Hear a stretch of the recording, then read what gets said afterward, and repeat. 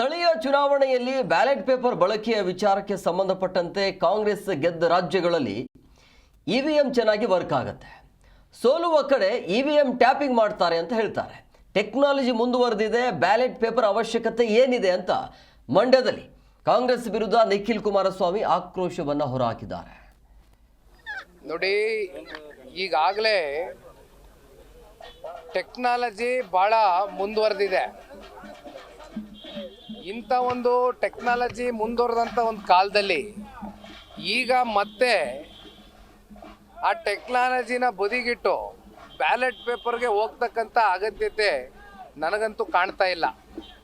ಈಗ ಎಲ್ಲೆಲ್ಲಿ ಚುನಾವಣೆಗಳು ನಡೆದಾಗ ಕಾಂಗ್ರೆಸ್ನವರು ಗೆದ್ದಂಥ ಆ ರಾಜ್ಯಗಳಲ್ಲಿ ಇ ವಿ ಎಮ್ ಮಿಷಿನು ಚೆನ್ನಾಗಿ ವರ್ಕ್ ಆಗ್ತದೆ.